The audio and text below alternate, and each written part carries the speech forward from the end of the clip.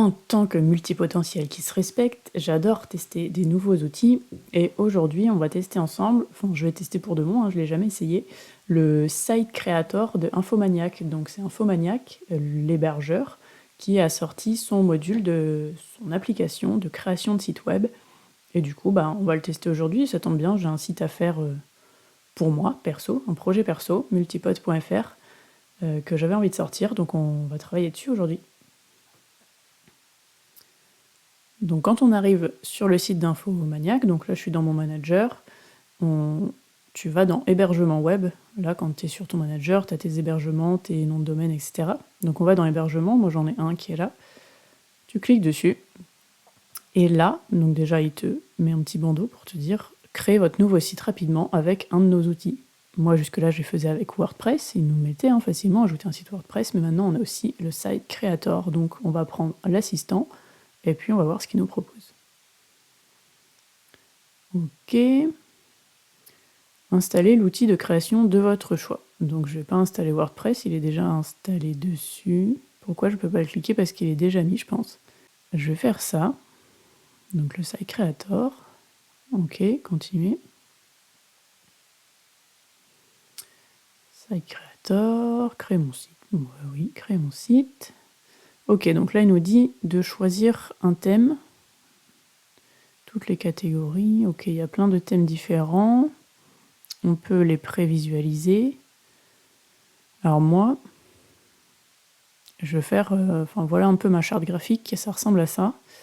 Donc est-ce qu'il y en a un qui est un peu moderne, qui pourrait ressembler à ça? Je ne sais pas. Peut-être que dans voyage et style de vie, ça peut aller. Celui-là, fitness, dans l'idée, il me plaît bien. Hop, on peut voir à quoi il ressemble. Les articles de blog. Ils n'ont pas l'air d'être dingo, les designs déjà proposés. Je vais reprendre le fitness, puis on va partir de celui-là. Allez, go, on va pour fitness, valider. Ok, donc là, apparemment, il est en train de me créer le site. Ok, donc ouais, effectivement, il nous a mis une adresse temporaire, bieu.maniac.site, et ensuite, je peux connecter votre nom de domaine, donc ça, c'est top, c'est ce que je vais faire après. Personnaliser, comment je fais? Bon, on verra après. Je vais faire personnaliser le site. Ok, donc là, il me l'ouvre dans un deuxième onglet, avec le template qu'on avait choisi. Il y a un petit guide de bienvenue. Alors, le texte est modifiable. Oh, la chance. Heureusement quand même que le texte est modifiable.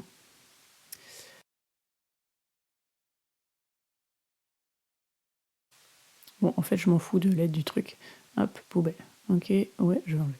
Alors, ok, on repart du coup avec le bloc qu'on avait. Pourquoi nous, machin. Et donc là, je peux ajouter... Ouais, il y a plein de blocs déjà existants. Ajouter des tableaux, un compte à rebours, ok, une image. Moi, j'aurais juste voulu faire une landing page sympa. Fonctionnalité. On n'a pas des blocs complètement ouf. Des colonnes.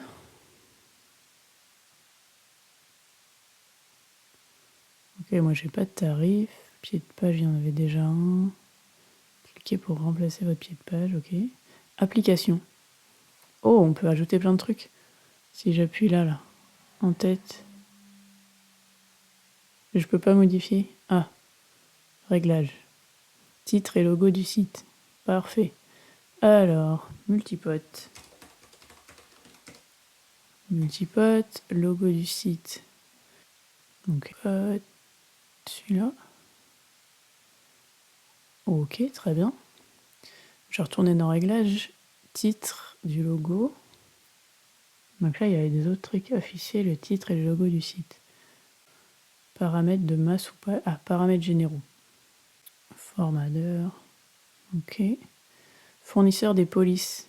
Google ou Bunny. On va choisir un qui est en Europe, c'est plus RGPD. Favicon. Je vais venir modifier. Et téléverser un fichier. Ok.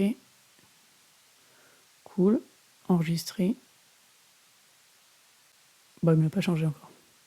Alors, comment je reviens dans mes réglages? Réglages, paramètres généraux. Protéger les images, on peut faire ça. Enregistrer. Bah, c'est pénible qu'à chaque fois il me referme le truc. On va retourner là. Ah super, on peut mettre... Ouh, il y a beaucoup de réseaux sociaux. Hein. Afficher les icônes dans l'entête et dans le pied. On peut faire afficher dans l'entête et dans le pied de page. Et SEO. Méta-titre. Du site de la page d'accueil. Ok, bah ça je vais aller remplir. Ok, 189 ça tient. Là on a un aperçu du truc. Je peux pas mettre l'image, code personnalisé. Ah si, image open graph. Ok, on va choisir. Du coup, non. On va choisir celle-là. Hop, le logo. Alors, Google Tag Manager, on peut l'intégrer direct, ça c'est super cool. Pixel Facebook et tout. Ok, enregistré. Ah, design. Ah, voilà. Là, on peut choisir les couleurs.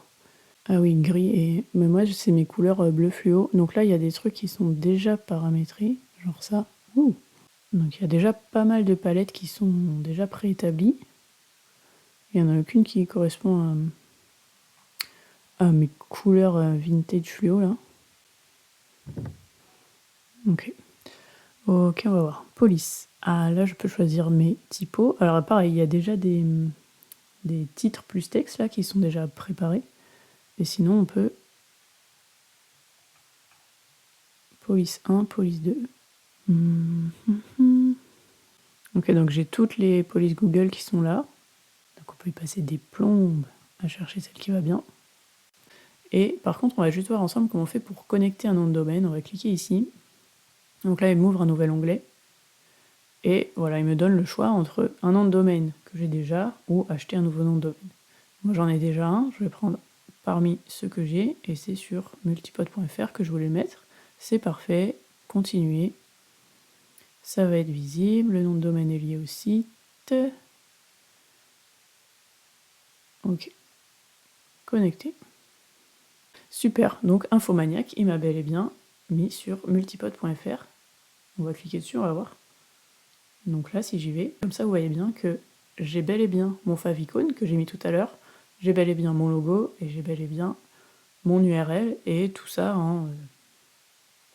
allez, 20 minutes parce que j'ai un peu fouillé partout, parce que j'avais rien qui était prêt. Mais si vous avez tout au texte de prêt, le plan du site qui est prêt, parce que oui, le plan du site, il faut le faire avant de créer le site, sinon on y passe des heures et des heures pour rien. Si vous avez tout prêt, je pense qu'avec cet outil-là, ça va super vite en fait. Donc voilà, je coupe ici et on revient tout à l'heure pour vous montrer ce que j'ai fait toute seule de mon côté une fois que le site il sera fini. Alors, bilan du site après quand même 6 heures de travail dessus, j'ai réussi à faire quelque chose de sympa, mais pour autant je ne ferai pas tous mes sites avec ça parce que en 6 heures de temps j'aurais fait quelque chose de beaucoup plus personnalisé sur WordPress. Là j'ai pas réussi à personnaliser tout ce que je voulais. Ce qui fait que y a certains boutons, ils sont d'une couleur qui me plaît pas, je peux pas les modifier, j'ai pas accès du tout à ça. Donc pour l'instant c'est un peu compliqué. Mais par contre ce qui est bien, c'est que du coup, c'est pas WordPress, du coup j'ai pas besoin de m'occuper moi de la maintenance, elle se fait toute seule. Donc ça c'est top. Donc pour un site simple, où vous n'avez pas besoin de beaucoup de personnalisation, ça va être nickel. L'avantage aussi, c'est que dedans, on peut avoir un calendrier, on peut avoir un menu pour le restaurant, on peut avoir... on a les formulaires de contact, on peut avoir une boutique en ligne avec des produits, on peut avoir des boutons pour télécharger des fichiers, et du coup, on peut avoir une boutique pour vendre soit des produits dématérialisés, soit des produits physiques. On a plein d'autres trucs comme ça qui sont très bien faits. Donc ce site-là, moi, je vais le garder, je vais m'en servir, il va continuer à évoluer. Mais à côté de ça, il y a plein d'autres choses qui sont pas top et on va aller le voir là tout de suite. Donc là, voilà, on est sur le site que j'ai créé. Donc voilà comment il est. J'ai fait un one page pour l'instant avec un blog voilà, et une page de contact. Et donc là, on a l'analyse rapidos avec Google Lighthouse. Et voilà, le problème où on peut pas tout customiser, c'est que du coup là j'ai une mauvaise note sur l'accessibilité et quand on va voir, donc là il y a un premier truc que je peux modifier moi que j'ai pas fait, Et surtout, voilà, là, il va nous dire « Attention, il y a des éléments où le contraste est complètement insuffisant. » Et là, notamment, si je vais voir sur ce bouton-là, c'est un bouton qui est tout en bas dans le formulaire. Voilà. Et celui-là, j'y ai pas accès du tout. Je peux pas accéder à ce truc-là. Les autres boutons, celui-là, par défaut, il était aussi écrit en blanc. Par contre, j'ai pu accéder. Là, par exemple, donc là, je suis dans l'éditeur. Je peux aller dans les paramètres du bloc et j'ai accès au code HTML du bloc en question. Donc, il faut que je trouve là-dedans où est mon bouton. Hop, il est là, mon bouton, et je lui ai rajouté ça. Je lui ai dit la couleur du texte dans le bouton, elle est noire. Mais c'est quand même pas ce qu'il y a de plus évident. Et donc si là je vais dans mon formulaire, le formulaire en fait c'est un widget. Le widget, j'ai pas accès. Je suis là j'ai mon HTML, et voilà, il me dit super, bah, j'ai un formulaire, formulaire de contact. Nulle part je peux modifier le bouton de ce formulaire. Donc c'est un peu compliqué, et j'ai pas trouvé où c'était. Peut-être que c'est faisable, mais en tout cas j'ai pas trouvé. Et bah du coup je trouve que c'est dommage. Parce que dans le design, on peut, là quand on a nos couleurs, on va tout en bas, on peut designer les boutons. C'est ça que je comprends pas. C'est qu'on peut designer la couleur des boutons, mais pas la couleur du texte. Pourquoi ? Il suffisait de rajouter juste un truc là en disant bah, mon bouton il est vert et le texte je veux qu'il soit noir. Il le voit lui-même que du blanc sur le vert clair, il n'y a pas de contraste, c'est ça que je comprends pas. Pourquoi il le fait pas tout seul ? Et autre truc qu'on a aussi là, une petite erreur où il va nous dire les éléments de titre ne sont pas dans un ordre séquentiel. Normalement, je devrais avoir un H1, en dessous un H2, un H3, un H4. Là, eh ben, c'est pareil, c'est un élément, c'est un widget, blog. J'ai pas pu lui dire que ça, là, je veux que ce soit du H3 et pas du H4. Ce qui fait que là, j'ai un titre H2 et juste après, j'ai un titre H4. Donc ça va pas. Et je peux pas aller modifier ça non plus pour lui dire ça, là, c'est du H4. C'est du H3, pardon. Donc voilà des petits trucs, mais sinon après on a une super bonne note en n'ayant rien optimisé du tout. Je veux dire les photos, je les ai pas optimisées. Moi j'ai pris une photo que j'avais moi, qui doit être quand même assez lourde, et je l'ai mise telle quelle sur le site. Mais ça dérange pas plus que ça, a priori pour le chargement, on a quand même 95% de... Voilà, c'est une super bonne note quoi, de performance. Et qu'est-ce qu'il y a d'autre qui était pas mal ? Ah oui, c'est ça, c'est dans les images. Là, je vais dessus, et je peux changer une image, et là, j'avais pas vu. En fait, soit je peux télécharger mes images, soit je vais ici, dans Photos gratuites, et puis voilà, il va nous chercher toutes les photos gratuites qu'il y a sur Pixabay. Du coup, il n'y a pas besoin de ressortir du site, d'aller chercher sur Pixabay, de revenir, de les réuploader. Ça marche direct avec. Donc voilà, bilan de l'essai, c'est plutôt pas mal si vous voulez un truc qui n'est pas 100% personnalisé, ou si vous pinaillez pas trop sur les détails comme c'est le cas ici, où voilà, moi je voulais que mon bouton il ait des bords carrés, que ce soit écrit en noir. Je peux le faire la plupart du temps, mais là, sur mon formulaire, mon widget de message, j'ai pas pu le faire. C'est du détail, c'est pas grave. Là c'est pareil, mes petits boutons, je peux pas les customiser un par un. C'est pas hyper évolutif non plus. Là par exemple, j'ai choisi un bloc où il y a 4 colonnes. Je peux pas choisir mon bloc là, je peux pas en prendre une et puis faire dupliquer ce truc là. Si je veux en mettre 6, si je veux en rajouter une ou deux, je peux pas. Ou alors il faut que j'aille dans le code HTML, que je trouve quelque part mon truc qui correspond à mes colonnes là, et que je copie-colle ce machin là. C'est quand même pas ce qu'il y a de plus pratique. Je pense que le builder il est fait pour que ce soit facile. En fait, on n'a pas de drag and drop, voilà. C'est ça le truc.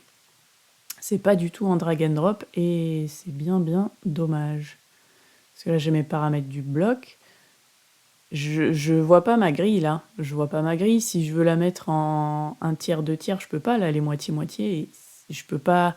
Je vois pas mes marges en haut non plus, je les vois pas. Je peux pas les tirer, je vois pas mon gap entre les colonnes. Enfin, plein de trucs qui font que je l'utiliserai pas pour créer les sites de mes clients. Voilà. C'est plein de petites choses comme ça qui manquent sur ce builder-là. Ce serait bien qu'il l'implémente dans le futur, parce que pour l'instant, c'est très manquant. Autre chose, c'est que comment je fais pour voir le responsive aperçu. Donc il fait le responsive tout seul, mais encore une fois, c'est pas du drag and drop. Je peux pas... Là, je vois à quoi ça ressemble, mais je peux pas éditer. Là, mon texte, il est centré, et je veux pas que ce soit centré, je voudrais que ce soit à gauche, je peux rien en faire. Voilà, c'est juste un aperçu. Ok, je vois à quoi ça ressemble. Si je veux changer quelque chose, je peux pas.